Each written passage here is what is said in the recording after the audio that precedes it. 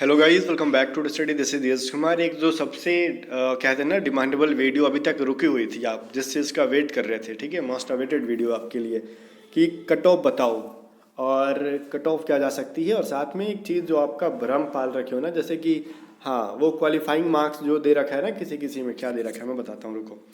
कितना नंबर ला दो, और जैसे क्वालिफाइंग मार्क्स आपका यहाँ पे दे रखा है कि मिनिमम क्वालिफाइंग मार्क्स है, जैसे सेक्शन 1 में आपका इधर कुछ दे रखा है ना कि 30 नंबर ला दो और 27 नंबर ला दो, और इस तरीके से तो सिलेक्शन हो जाएगा। भाई ये चीज़ों को देख के ज़्यादा खुशी मत मतलब फील करो कि नहीं नहीं 30 नंबर लाने सिलेक्शन होगा।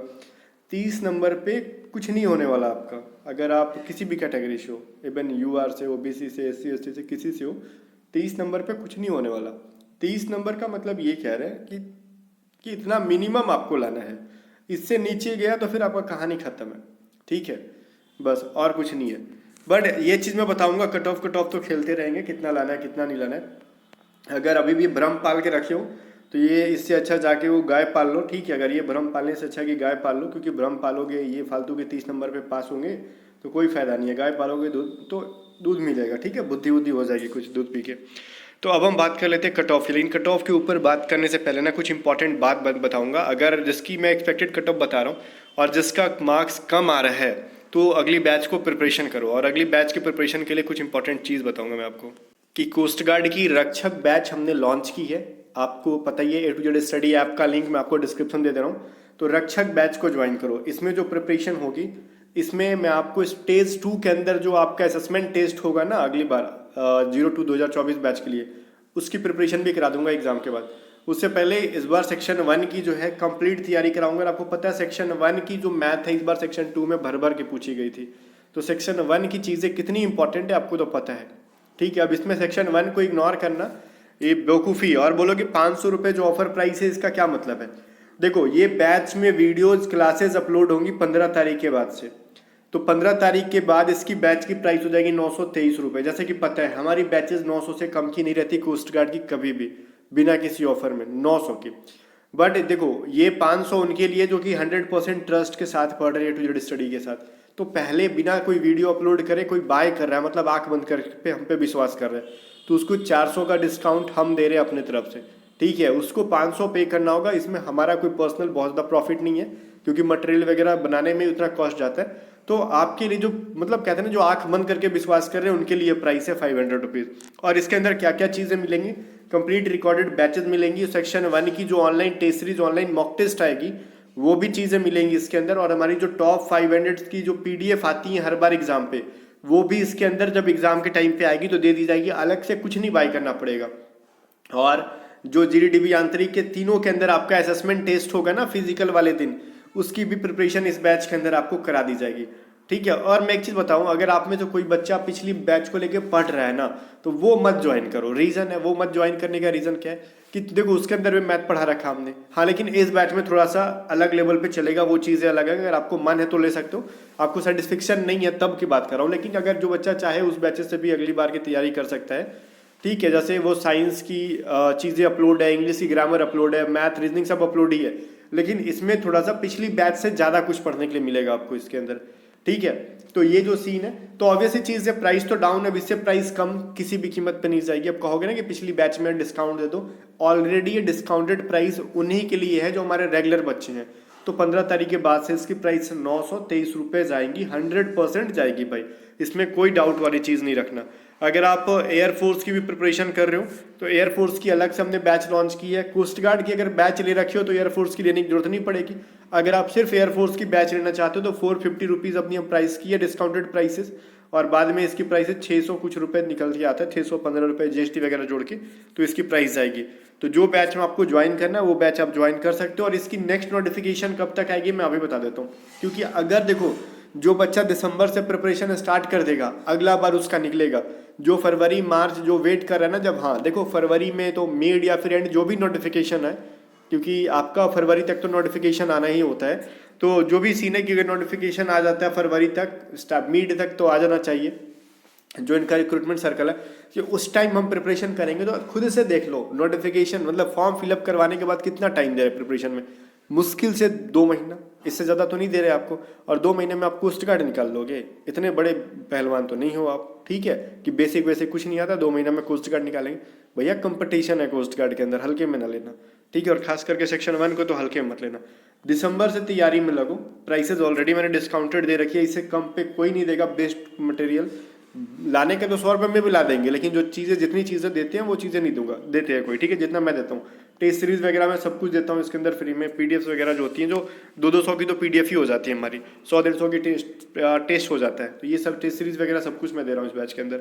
तो इस बैच को ज्वाइन कर लो आप लोग 15 तारीख से पहले 500 रुपीज़ में। बाद में जाओगे तो आपको मतलब ज़्यादा पे करना पड़ेगा। अगर आपको कुछ समझ में नहीं आता है कैसे ज्वाइन करना है तो व्हाट्सअप करके पूछ सकते हो 7279047787 पे, ठीक है। व्हाट्सअप कर लो 7279047787 पे रक्षक बैच ज्वाइन करने के लिए।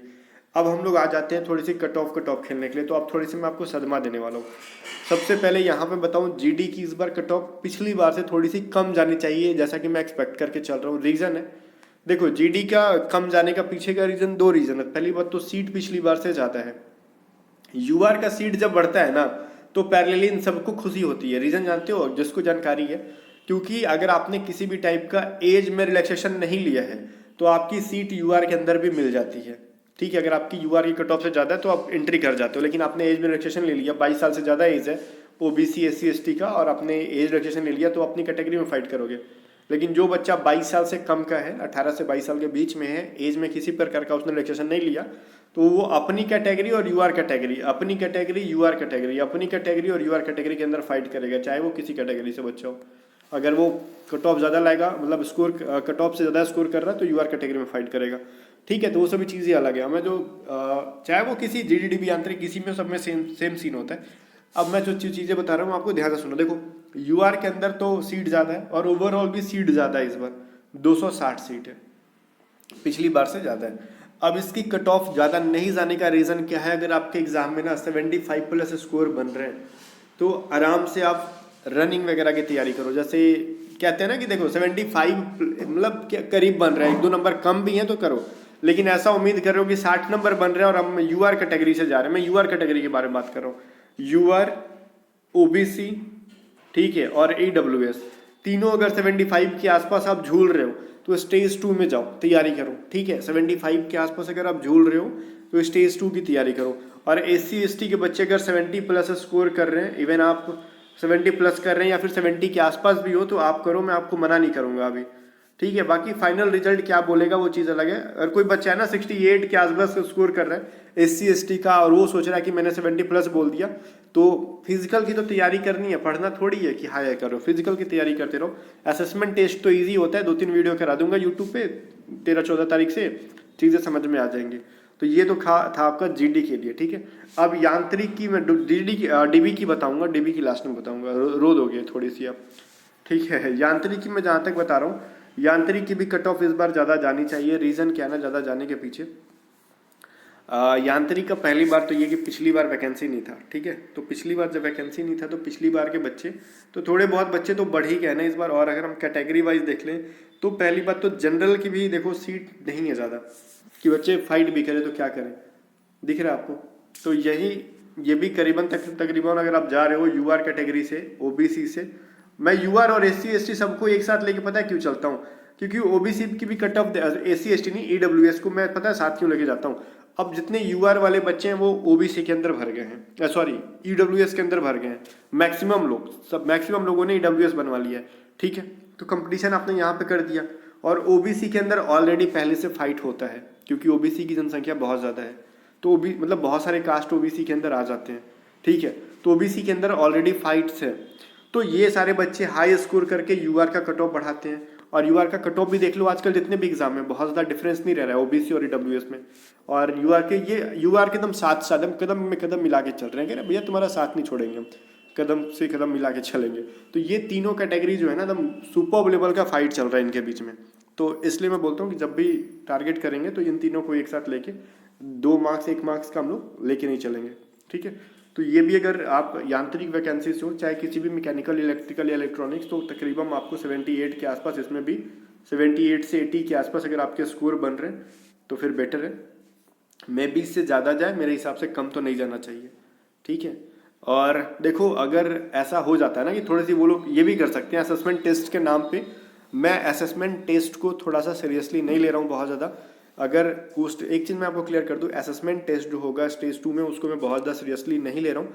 अगर कोस्ट गार्ड इसको सीरियसली ले लेता है ना कि नहीं नहीं हम बच्चे ज़्यादा बुलाएंगे इस बार असेसमेंट टेस्ट के लिए, तो ये सारी कट ऑफ थोड़ी सी और डाउन जा सकती है। लेकिन मैं इसको अभी के टाइम पे इग्नोर कर रहा हूँ, असेसमेंट टेस्ट को मैं अभी टारगेट करके नहीं चल रहा हूँ। पीछे का रीज़न है मैं हाई से हाई लेके जा रहा हूँ, लो पे मैं बात ही नहीं कर रहा, ठीक है।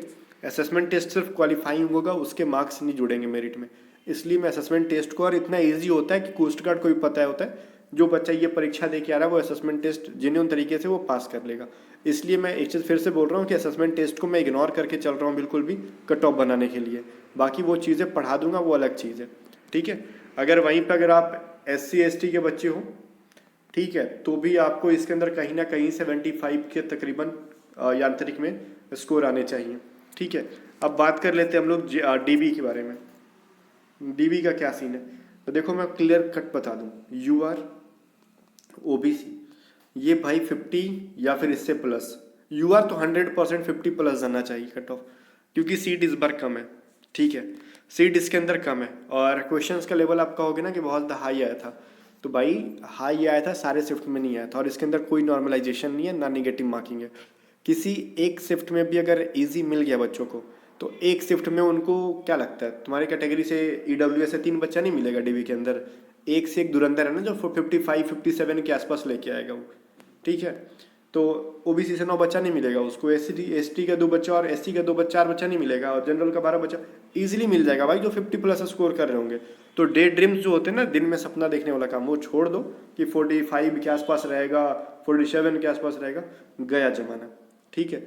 इस बार अगर वो, मैं फिर से बोल रहा हूँ, मैं फिर से असेसमेंट टेस्ट को इग्नोर करके चल रहा हूँ। अगर वो कोस्ट गार्ड इस हरकत पे आ जाए ना कि नहीं नहीं असेसमेंट टेस्ट के नाम पे कट ऑफ कम ले जाना है, तो फिर उसको फिजिकल में बड़ा टक्कर देना पड़ जाएगा, मेरिट लिस्ट बनाने में उसको मुश्किल होगा, ठीक है। और अगर मान लेते हैं किसी रीजन बस अगर वो असेसमेंट टेस्ट को या फिर क्या कहते हैं इसको एडेबिलिटी टेस्ट के नाम पर कट ऑफ कम कर देना, मैं बता रहा हूँ कट ऑफ कम लेके चला जाए, तो फाइनल में छटेंगे सब, कम स्कोरर जो होंगे वो फाइनल में दबा के छटेंगे, क्योंकि कहीं ना कहीं फाइनल मेरिट जो जाएगी वो 52 प्लस जाएगी, यूआर की 53 54 प्लस भी कह लो, 52 प्लस तो कैसे भी जाएगी यूआर की। फाइनल मेरिट लिस्ट के बारे में बात कर रहा हूँ, फाइनल के बारे में। अगर OBC से हो तो ये भी कैसे ना कहीं 52 प्लस जाने वाली है, EWS तो कैसे भी 51 या फिर 50 प्लस जिसका होगा उसी का फाइनल में आएगा, उससे कम का नहीं आएगा, ठीक है। इससे कम का तो सोचना ही मत, अगर वो असेसमेंट टेस्ट के नाम पे कम कट ऑफ ले जाके फिजिकल में बुला भी लेना कोई फायदा नहीं होगा, क्योंकि असेसमेंट टेस्ट जो जिसका स्कोर एग्जाम में 55 आ रहा है, असेसमेंट टेस्ट के अंदर वो धुआं कर देने वाला है, ठीक है। तो कम मार्क्स वाले कोई फायदा नहीं बनता। तो यहाँ पे अगर मैं बात कर लूँ, अगर SC ST के बच्चे हैं वो भी कहीं ना कहीं 47 से 48 या फिर इससे ज़्यादा स्कोर, या फिर मतलब इतना हम लोग लेके चल रहे हैं कि इतना आपके स्कोर होने चाहिए, ठीक है। बाकी इससे एक आध नंबर किसी का कम भी है तो अपना फिजिकल का तैयारी करो। मैं फिर से बोल देता हूँ कि मैंने असेसमेंट टेस्ट को बिल्कुल भी लाइटली लिया है, मैं इसलिए लाइटली ले रहा हूँ क्योंकि मेरे को ये चीज़ पता है कि कोस्ट गार्ड की क्या हरकतें हैं। इस बार मैंने देख लिया बढ़िया से, कोस्ट गार्ड अगर आपके साथ गेम खेल जाए ये चीज़ कि कम कट ऑफ करके वो बुला भी ले फिजिकल में, तो उसका कोई मतलब नहीं बनता है। कोस्ट गार्ड को ये भी चीज़ बढ़िया से पता है, आपका दिल रखने के लिए कम कट ऑफ ले जाके बुला भी ले तो उसका कोई मतलब नहीं बनता, आप अल्टीमेटली छटोगे। अगर आपकी मार्क्स 45 नंबर हैं SC ST से, तो UR कैटेगरी से अगर 48 49 के तकरीबन है तो मेरिट में छटोगे आप, कोई फ़ायदा नहीं है। दौड़ा के मेडिकल में लेके लास्ट में आपको छाटेंगे वो, ठीक है। क्योंकि सीट मैं देख रहा हूँ DB की सिर्फ और सिर्फ 30 है, दिन प्रतिदिन कम होते जा रहे हैं। कहाँ 50 आते थे, तो 50 जब आते थे तो कट ऑफ 49 और 50 जाता था, भैया ये 30 है। और मैंने ऑलरेडी इसमें कम बताया है, असेसमेंट टेस्ट को मैंने बोला ना लाइटली लिया, उसके बावजूद भी मैंने थोड़ी सी कट ऑफ कम बताई है। मैं भी इससे ज़्यादा जाए कम नहीं जाना चाहिए, ठीक है। तो जो चीज़ें थी मैंने आपको बता दिया। अब थोड़े से लोग भ्रमित हो जाएंगे कि क्या बोल दिया तूने इतना हाई कट ऑफ, ठीक है, कुछ भी बोल रहे हैं। जो रीज़न है अब देखो जो सीन है वो है, ठीक है। बाकी वेट कर लो, रिजल्ट तो आ ही जाएगा आपका दिसंबर के एंड होते होते, ठीक है। बाकी जिसका बहुत ज़्यादा कम स्कोर आ रहा है, मतलब जिसका देखो 41 42 वाले तो फिर उम्मीदें मत रखो, बात साफ है, ठीक है। अगर फिर भी आपको उम्मीद लग रहा है कि नहीं हमारा हो जाएगा तो बैठे रहो, बाद में आप बैच ज्वाइन करना। बाकी जिसका 30 35 आ रहा है तो रिक्वेस्ट है आपसे बेवकूफ़ ना बने, अभी से ये जरूरी नहीं कि मेरा ही बैच लो, किसी का बैच लेके पढ़ाई शुरू कर दो। अदरवाइज अगले अटैम्प्ट में भी फिर तुम अगले अटैम्प्ट की तैयारी कर रहे होगे, ठीक है, तो मतलब ज़िंदगी कट जाएगी ऐसी। तो 30-35 वाले को तो कोई नहीं सुनने वाला, एकदम बिल्कुल इग्नोर किया जाता है उनको डीवी के अंदर। जीडी से भी हो, यांत्रिक से भी हो, तो सेक्शन 1 की बैच आपके लिए है, क्योंकि जीडी और यांत्रिक दोनों के अंदर सेक्शन 1 की बैच आती है, जाकि सबसे ज़्यादा टाइम कंज्यूमिंग होता है। 45 मिनट के अंदर 60 क्वेश्चंस करने होते हैं, जिसमें कि 20 मैथ होता है। तो सेक्शन 1 क्यों क्यों इंपॉर्टेंट है वो चीज़ें समझ लो। और इस बार बिल्कुल भी कोस्ट गार्ड ने अपना ट्रेंड चेंज कर लिया है, ठीक है, एग्जाम के लेवल को बिल्कुल भी अलग लेवल पे लेके आया वो, किसी किसी शिफ्ट को छोड़ के। तो थोड़ा सा अगली बार के लिए अभी से प्रिपेयर्ड हो जाओ। बाकी मिलते हैं नेक्स्ट वीडियो में, तब तक के लिए बाय बाय। बाकी किसी टाइप का ज़्यादा डाउट है तो टेलीग्राम चैनल पे ज्वाइन कर लो @A to Z स्टडी, ठीक है। वहाँ पे कुछ डाउट्स हम दूर करते रहते हैं, बात करते रहते हैं टेलीग्राम पे।